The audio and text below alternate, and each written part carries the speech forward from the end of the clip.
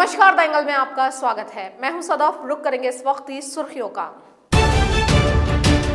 रक्षा मंत्री का कांग्रेस पर पलटवार, कहा सरकार ने राफेल को 9% कम कीमत पर खरीदा। राहुल गांधी की किसान रैली को लेकर मुख्यमंत्री अशोक गहलोत की अध्यक्षता में हुई बैठक, अधिक से अधिक भीड़ जुटाने का लिया फैसला। परिवहन मंत्री प्रताप सिंह खाचरियावास की नई पहल, सिविल लाइन से साइकिल पर पहुंचे सचिवालय, पर्यावरण संरक्षण का दिया संदेश। और चेतेश्वर पुजारा और ऋषभ पंत के शतकों की बदौलत भारत का विशाल स्कोर, 7 विकेट पर बनाए 622 रन, ऑस्ट्रेलिया की सदी शुरुआत। रक्षा मंत्री निर्मला सीतारमण ने राफेल सौदे में कांग्रेस की ओर से लगाए जा रहे आरोपों पर पलटवार किया है। लोकसभा में राफेल सौदे पर हुई चर्चा के जवाब में रक्षा मंत्री निर्मला सीतारमण ने कहा कि समय पर विमानों की खरीद प्राथमिकता में होनी चाहिए। उन्होंने राफेल डील पर कांग्रेस को घेरते हुए कहा कि जो लोग भारतीय वायुसेना को विमान नहीं दे पाए वो आज सवाल कर रहे हैं। यूपीए सरकार ने 8 साल सिर्फ सौदेबाजी में खराब किए। हमारी सरकार ने राफेल को 9% कम कीमत पर खरीदा है। उन्होंने कहा कि 2014 तक कांग्रेस राफेल डील क्यों नहीं कर पाई। उन्होंने आरोप लगाया कि कांग्रेस ने हमेशा देश की सुरक्षा से खिलवाड़ किया है। उन्होंने सवाल उठाए कि कांग्रेस राफेल को क्यों नहीं ला पाई। सीतारमण ने कहा कि कांग्रेस हर बार राफेल डील के दाम क्यों बदलती रही। कांग्रेस ने किस आधार पर राफेल डील की कीमत 526 करोड़ बताई। देश के लिए हमने बेहतर सौदा किया है। हम राष्ट्रीय सुरक्षा के लिहाज से हर जानकारी नहीं दे सकते। राफेल मामले को लेकर कांग्रेस अध्यक्ष राहुल गांधी आक्रामक रुख अख्तियार किए हुए हैं। लोकसभा में चर्चा के बाद राहुल गांधी ने एक बार फिर से अपने सवाल दोहराए और मोदी सरकार पर ताजा हमला किया। कांग्रेस के नेताओं ने फिर नए सिरे से जेपीसी की मांग की, तो वहीं राहुल गांधी ने एक बार फिर से अपने सवाल दोहराए और अरुण जेटली पर गाली देने का आरोप भी लगाया। राहुल गांधी ने कहा कि अरुण जेटली ने लंबा भाषण दिया, मुझे गाली दी, मगर मेरे सवालों का जवाब नहीं दिया। कांग्रेस अध्यक्ष ने पूछा कि क्या कारण है कि अनिल अंबानी को ही कॉन्ट्रैक्ट क्यों दिया गया। अरुण जेटली जी ने लंबा चौड़ा भाषण दिया लेकिन मेरी बात का जवाब नहीं दिया, बल्कि मुझे गाली दी। राहुल गांधी ने कहा कि सामने आ रहा है कि रक्षा मंत्री को इस डील पर आपत्ति थी, तो ऐसा क्या कारण था कि उनकी आपत्तियों को अनदेखा किया गया और 36 राफेल विमानों को खरीदा गया। उन्होंने पूछा कि सरकार को बताना पड़ेगा कि किन हालातों में 526 करोड़ रुपए की कीमत के विमान 1600 करोड़ रुपए में खरीदे गए। पीएम मोदी को लोकसभा में बहस की चुनौती देने वाले राहुल ने कहा कि पीएम मोदी संसद से भाग गए। अयोध्या विवाद में 10 जनवरी से शुरू होने वाली सुनवाई को लेकर विभिन्न नेताओं की प्रतिक्रियाएं आ रही हैं। नेशनल कॉन्फ्रेंस के वरिष्ठ नेता फारूक अब्दुल्ला ने कहा कि इस मामले पर चर्चा को जरूरी बताते हुए कहा कि इसे कोर्ट में ले जाने की जरूरत नहीं होनी चाहिए। वहीं दूसरी ओर श्री राम जन्मभूमि न्यास के वरिष्ठ सदस्य एवं पूर्व सांसद डॉक्टर रामविलास दास वेदांती ने भी स्थानीय स्तर से लेकर अंतर्राष्ट्रीय स्तर पर सुलह समझौते से समाधान निकालने पर बल दिया। उन्होंने कहा कि राम मंदिर निर्माण पर मुसलमानों के साथ समझौता होने वाला है। अंतर्राष्ट्रीय स्तर पर समझौते को लेकर बैठक हो गई है, इसका मजमून भी तैयार है, अब केवल मोहर लगनी बाकी है। फारूक अब्दुल्ला ने कहा कि भगवान राम सिर्फ हिंदुओं के नहीं हैं, वे पूरी दुनिया के भगवान हैं। भगवान राम से किसी को बैर नहीं है और होना भी नहीं चाहिए। उन्होंने कहा कि मामले को सुलझाने की और मंदिर बनवाने की कोशिश करनी चाहिए। जिस दिन ऐसा हुआ वह भी एक पत्थर लगाने चाहेंगे। डॉक्टर वेदांती ने कहा कि अयोध्या में भव्य राम मंदिर और लखनऊ में मस्जिद बनाने पर किसी भी धर्माचार्य को ऐतराज नहीं है। उम्मीद है कि चुनाव से पूर्व ही राम मंदिर निर्माण का मार्ग प्रशस्त हो जाएगा। वे खुद भी राम मंदिर मामले के समाधान में लगे हैं।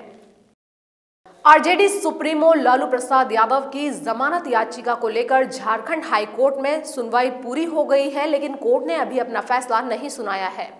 कोर्ट ने जमानत याचिका पर सुनवाई करने के बाद फैसले को सुरक्षित रख लिया है। अब कोर्ट इस पर फैसला कब देगी इसकी घोषणा नहीं की गई है।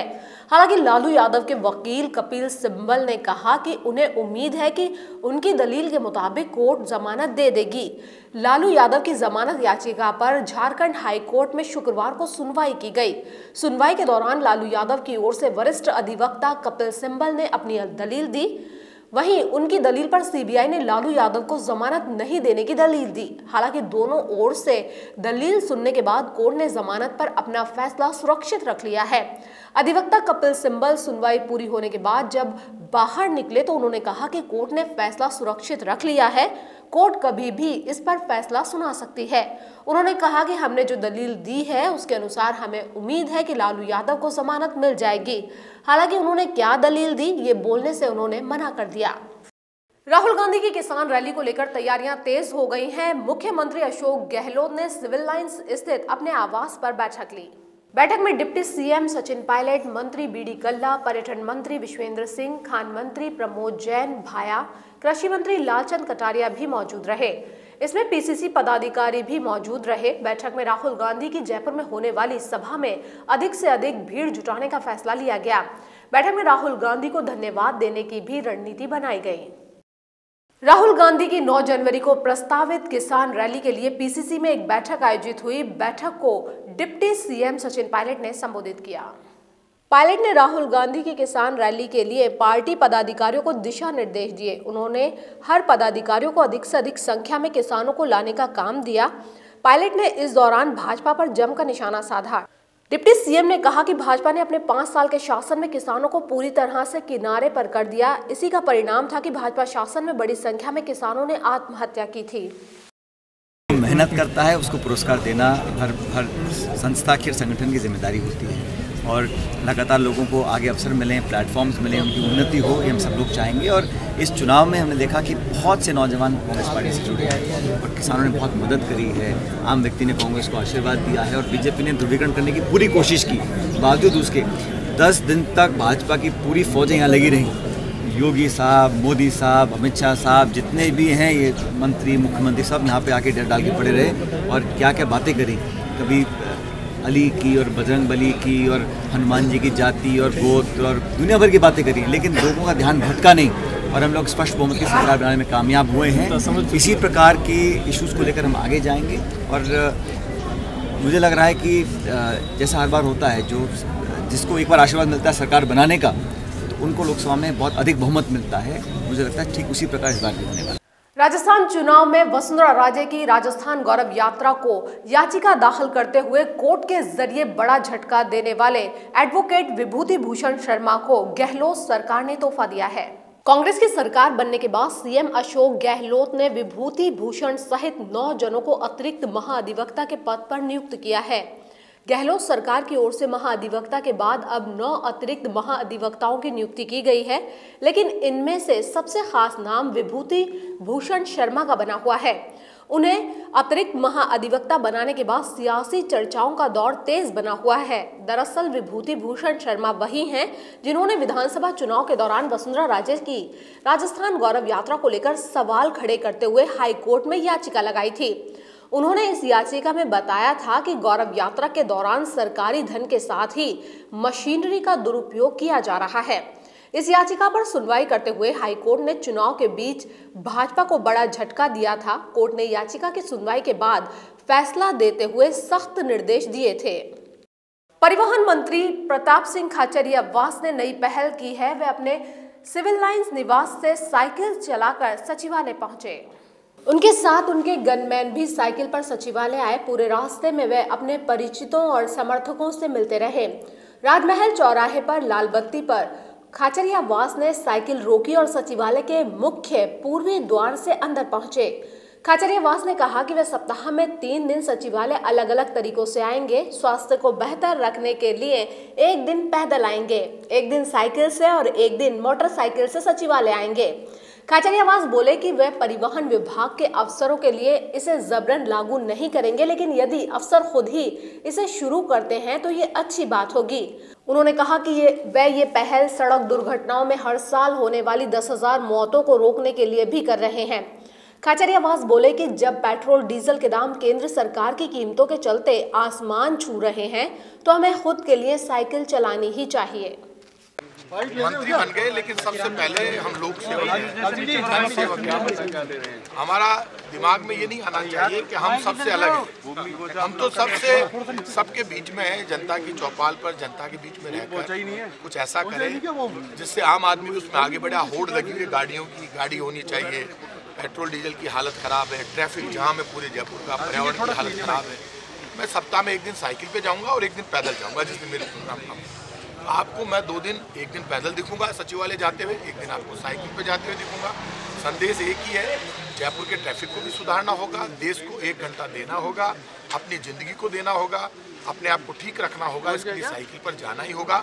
मैं चाहता तो मुझे लोगों ने कहा कि आप अपने विभाग को कह दीजिए, नहीं, मैं देखता हूँ कि कितने लोग अपने आप चलते हैं, उसके बाद देखेंगे। ये सब लोग चलें और 1 घंटा साइकिल पर सब कुछ चलें और जयपुर एक आइडियल सिटी बने, राजस्थान आगे जाए।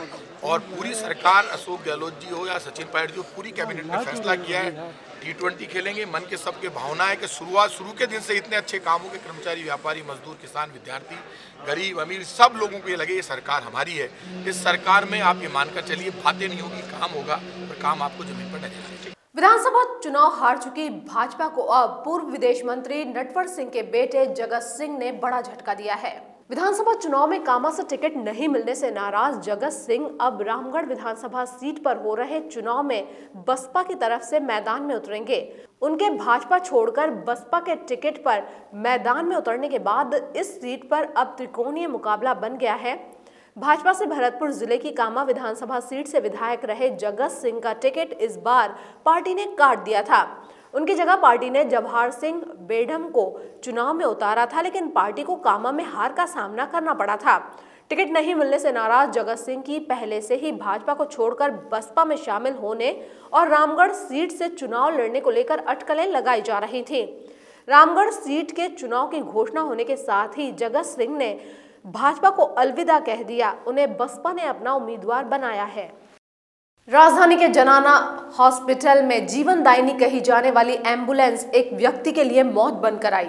जनाना हॉस्पिटल में एम्बुलेंस चालक की बड़ी लापरवाही के चलते 108 एम्बुलेंस चालक ने मरीज के परिजन को कुचल दिया। उसके बाद आनन फानन में उसे ट्रॉमा सेंटर पहुंचाया गया, लेकिन SMS ट्रॉमा सेंटर पहुंचते पहुंचते रशीद ने दम तोड़ दिया। लोगों के लिए जीवनदायिनी माने जाने वाली 108 एम्बुलेंस चालक की लापरवाही रशीद के लिए मौत का पैगाम बनकर आई। सवाई माधोपुर से अपनी बहू का इलाज कराने आए रशीद जनाना हॉस्पिटल प्रांगण में खड़े हुए थे, तभी एम्बुलेंस ने उन्हें कुचल दिया। सबसे बड़ी बात तो ये है कि इस घटना ने हॉस्पिटल प्रबंधन की पोल खोल कर रख दी। हॉस्पिटल प्रबंधन को न एम्बुलेंस चालक का पता है और न ही घटना के बारे में कोई जानकारी है। चेतेश्वर पुजारा और ऋषभ पंत के शानदार शतकों की बदौलत भारतीय क्रिकेट टीम ने ऑस्ट्रेलिया के खिलाफ जारी चौथे और अंतिम टेस्ट मैच में अपनी पकड़ मजबूत कर ली है। सिडनी में खेले जा रहे इस मैच में भारत के 7 विकेट पर 622 रनों के जवाब में ऑस्ट्रेलिया ने दूसरे दिन का खेल खत्म होने तक अपनी पहली पारी में बिना विकेट खोए 24 रन बना लिए हैं। मार्कस हैरिस 19 और उस्मान ख्वाजा 5 रनों पर नाबाद पवेलियन लौटे। ऑस्ट्रेलिया पहली पारी के आधार पर भारत से अभी 598 रन पीछे है। बल्ले से धमाकेदार प्रदर्शन करने वाले पंत ने उस्मान ख्वाजा का कैच छोड़ दिया। ख्वाजा ने जब खाता भी नहीं खोला था तब मोहम्मद शमी की गेंद पर पंत ने उनका कैच छोड़ दिया। पंत ने धमाकेदार बल्लेबाजी की, वे 159 रन बनाकर नाबाद रहे। पंत ने अपने टेस्ट करियर की दूसरी सेंचुरी लगाई। वे ऑस्ट्रेलिया में टेस्ट सेंचुरी लगाने वाले पहले भारतीय विकेटकीपर बल्लेबाज भी बने। पंत ने इसके साथ ही भारत के बाहर किसी भारतीय विकेटकीपर द्वारा बनाए गए सर्वोच्च स्कोर को भी पीछे छोड़ दिया। धोनी ने पाकिस्तान के खिलाफ 2006 फैसलाबाद टेस्ट में 148 रनों की पारी खेली थी। इसी के साथ इस बुलेटिन में इतना ही। खबरों का सिलसिला लगातार जारी रहेगा। बने रहिए हमारे साथ। नमस्कार।